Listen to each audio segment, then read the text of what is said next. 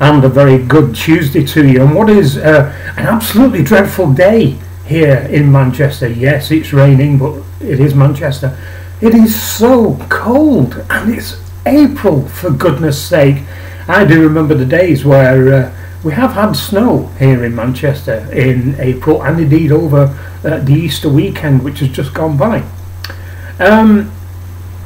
What I want to talk about today, as the title says, which is looking back with rose-tinted spectacles. We all know that in the Western world, things tend to be not particularly good right now. And to focus in on my little corner of the world, here in Britain, we have a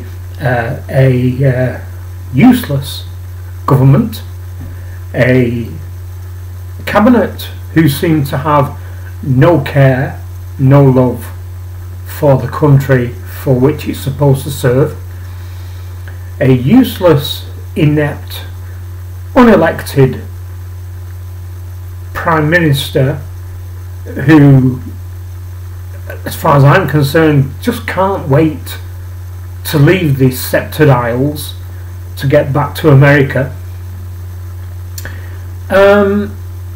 Unfettered immigration, both legal and illegal.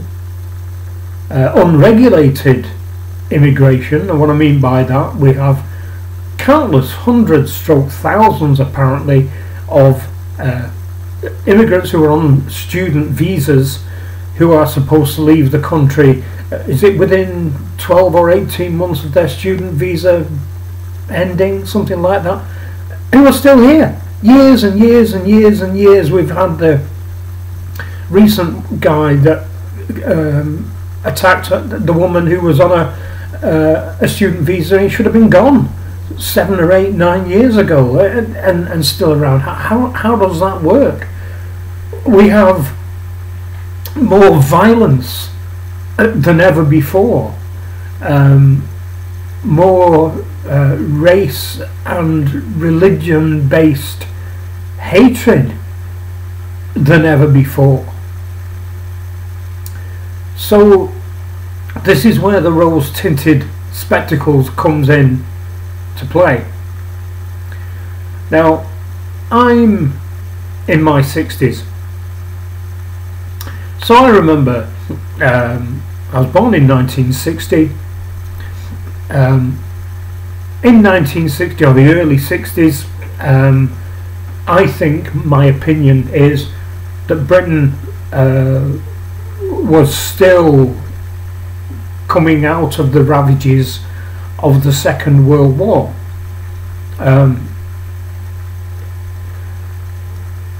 Everything that was on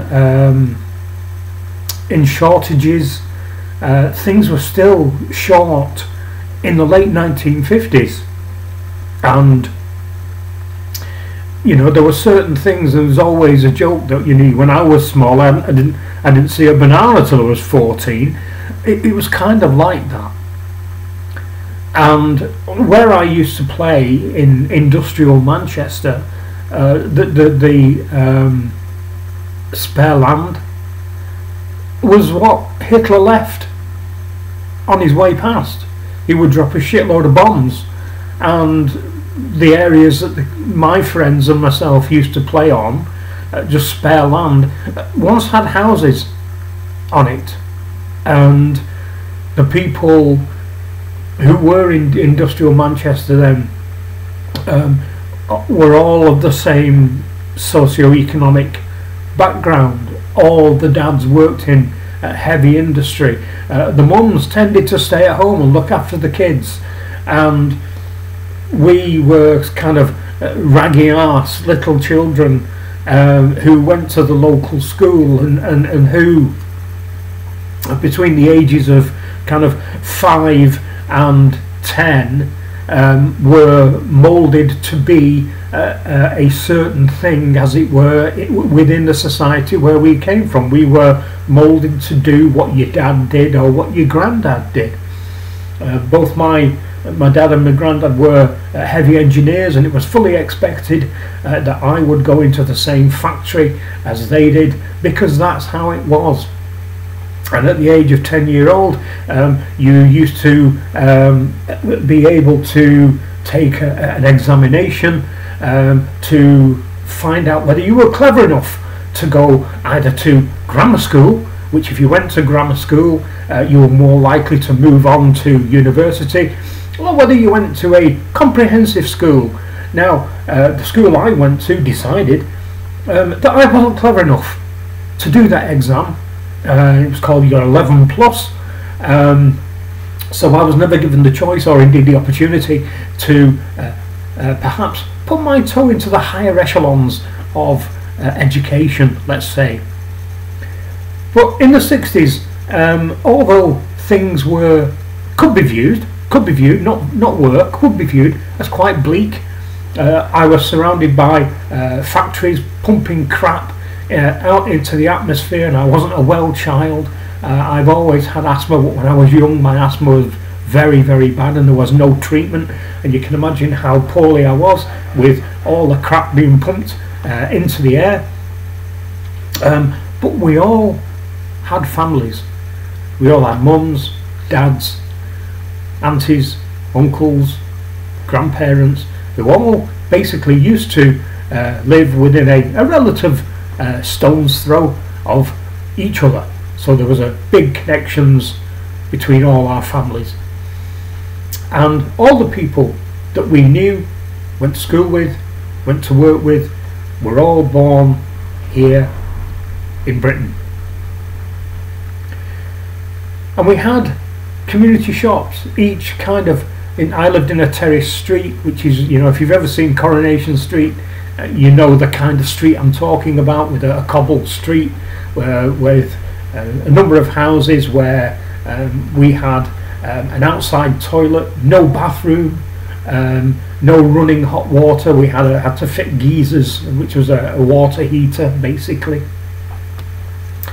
But life was simple and it was good.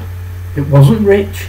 My dad used to, again, remember when I was kind of pre-10-year-old, my dad was earning 15 quid a week, and he had a son and a daughter who arrived 7 years after me. And as time moved on, things got better. Then in the early 70s we started seeing the incomings of what has become a big issue now here in Britain, of immigration. We had the black communities coming in from the Caribbean, and we started to see the first few people coming in from Hong Kong, and in Manchester now we have, I think it's the second largest Chinese community in Europe, who basically came in. Those two groups, the Caribbeans and the Chinese, came in, and they wanted just a better life, and they settled in and became British. As I mentioned many years ago on one of my videos, I can't remember what it was about, my favourite Chinese takeaway is run by a guy called Alan Po Fong. Now, the chances are Alan is not his real name, but everybody knows him as Alan. Alan tells everybody I'm his cousin, and that he is Bruce Lee's cousin, and he settled in to life here in Britain, becoming British. In the 1970s, things got better still. We had more in the way of technology. Televisions were becoming more part of everyday life. Little gadgets and gizmos, pocket calculators, all that kind of thing became more available to us. Transport became more ubiquitous. More and more families had a car. We didn't really have cars in the 60s for people who basically were working class, and we seem to have governments who, no matter whether they fell into the two categories that are still around today, being Labour and the Conservatives, had kind of some kind of care and pride in this country.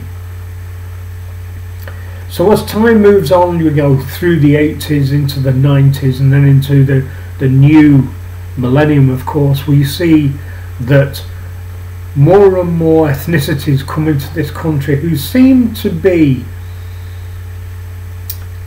less able or interested in actual integration, and there seems to be more and more fractures appearing in our society. And the problem with that is ghettoisation. We've seen, so here in Manchester we have a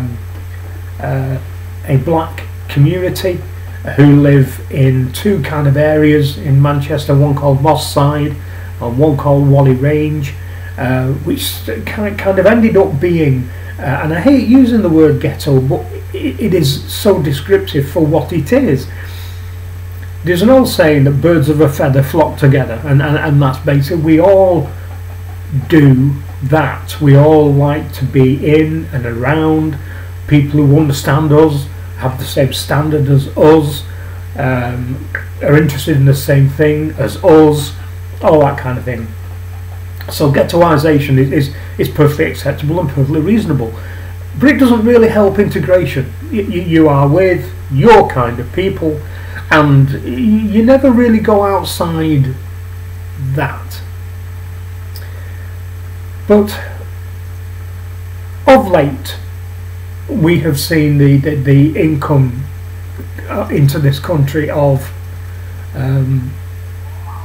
the Islamification of our towns and cities.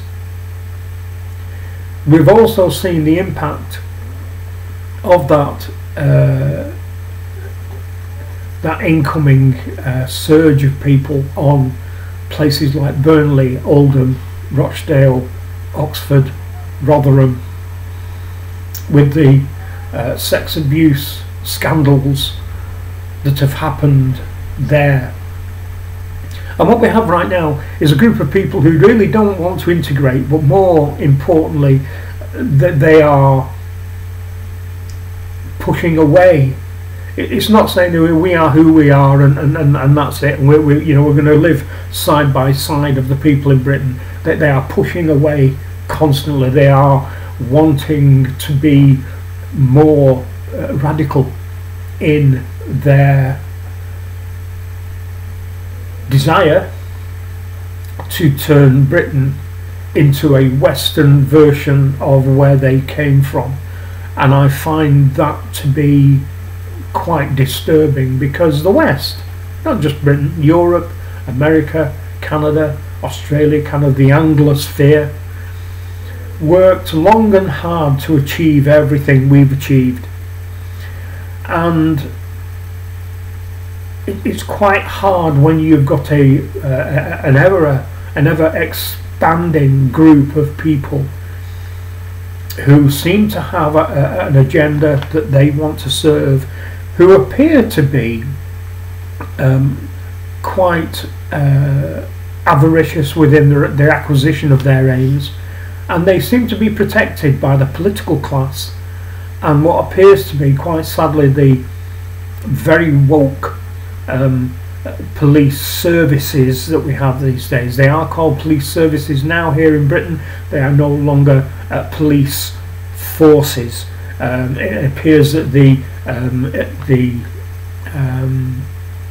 Muslim and the Islamic group of people in this country feel that they can do as they want, when they want, as violent as they want, as visible as they want, and the police will stand back because I'm sure that they're concerned about being called racist, whereas we see multiple people from that faith kneeling in the streets and blocking the streets at time for prayer.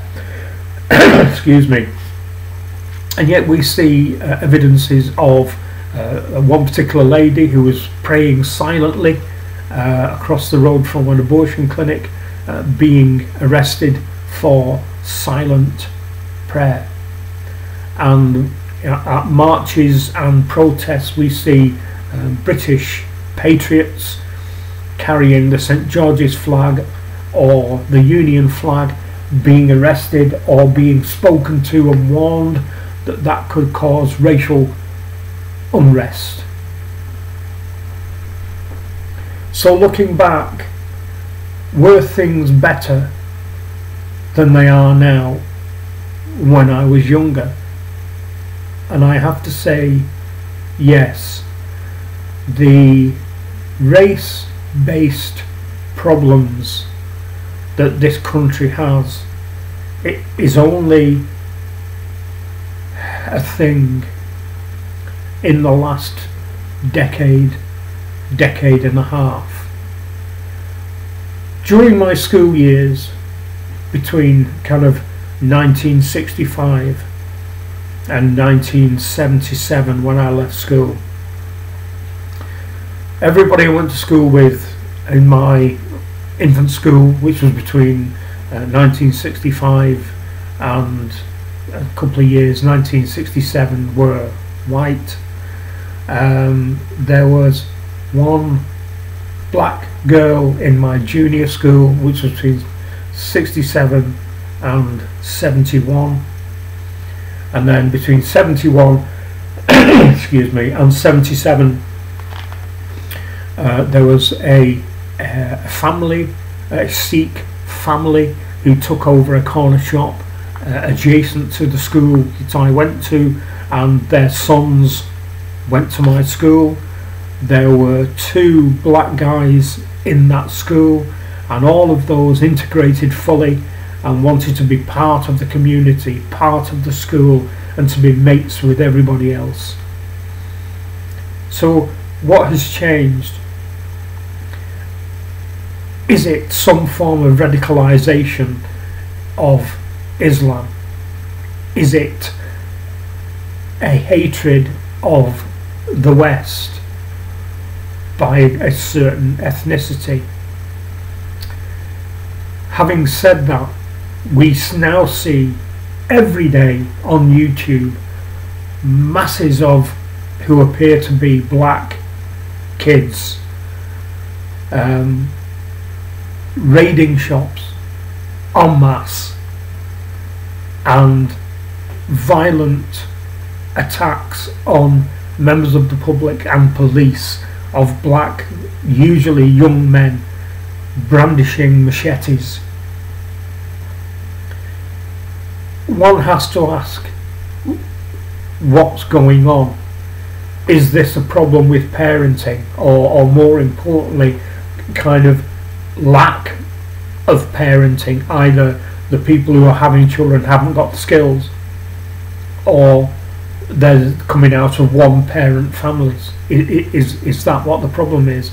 Or is it indoctrination within the family of how bad the West is and how badly the West have treated other nations of brown and black skinned peoples? So looking back, was life better?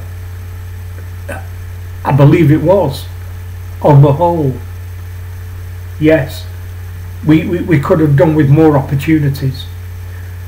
We could have done with not being judged that children of working class families weren't clever enough to go to grammar schools and give the opportunity to go to university.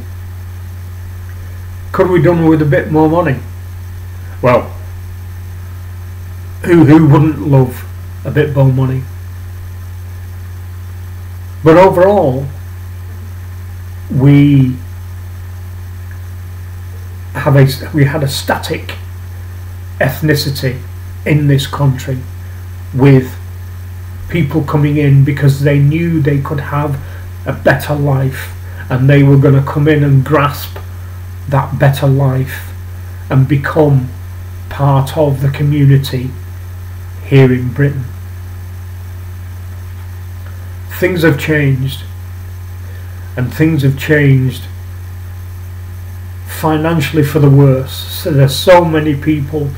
We're in the 21st century and we still have children living in poverty. We have people living on the streets, some ex-servicemen unable to find a roof after serving the Crown, whereas we have people coming in on boats from France who are funded, fed, watered, given a phone, given spending money, and given a room immediately, and yet they still decry our great nation. They hate our great nation, which makes me believe they can only be here for one reason, and that is to bring it down and or to change it to the religion that they come from. The saying rings very, very true. Import the third world, become the third world. The sanctuary cities in America are seeing this very clearly, and the politicians who are allowing this, should anybody ask them the question, they would have basically, well, how could we possibly have known that we would have all these problems if we let these people in?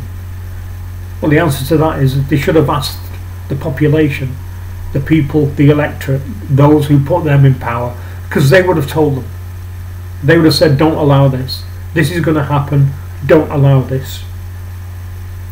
But all the politicians are just so keyed into the left wing, the do-gooders, who believe that everyone, no matter how backward a society they come from, needs a fair shout. And if they want to come in to make better and work hard and become part of the country, that's fine. But they're letting in people who are known criminals, that they've had a criminal record in another country, and they're still letting them in.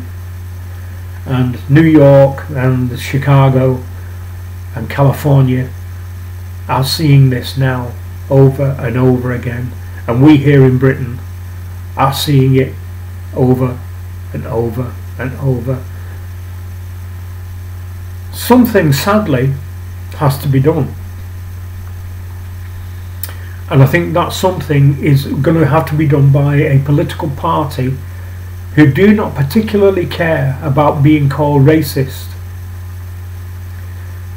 Because if we allow things to carry on the way they are, Britain as a nation and the British Isles, and I include Ireland in this, are doomed. And we will kiss goodbye to everything that we have achieved. So were things better? Absolutely. Absolutely. Even though here in Britain we had the class system, which a lot of people view as evil, as a working class guy, I know where I belong. I'm lower class, working class. I was never going to be middle class, although I worked in middle class surroundings, working for charities and being governors at schools and being a trustee in charities. A very, very middle class. But everybody knew where they stood, and we all worked within that social structure, and I never had a problem with that. But now we have groups of people who do not care, and they're willing to do as much damage as is possible to the things that we hold dear, to the things that we have held us together over many, many years, decades, centuries. And if things don't change, as far as our response to that, things will change in such a negative way that we will never return to the Britain that I know and love. Anyway, That's it for this one. Sorry it's a bit downer again, but I'm afraid that these things they need to be said, and they're not being said by those in power, and it is those in power who we depend on to improve the status quo of this country right now. So that's it for this one. Thank you very much for watching. If you will, please give it a thumbs up. Please pass it around, put it on Twitter X or what other social networks you're on. It's really important that messages such as this get out there. If it's your first time here, please consider subscribing, and let's get my subscriber figures back up, because we are putting news out there, thoughts out there, ideas out there which are important to ensure the West survives. Thanks a lot for watching. Bye bye.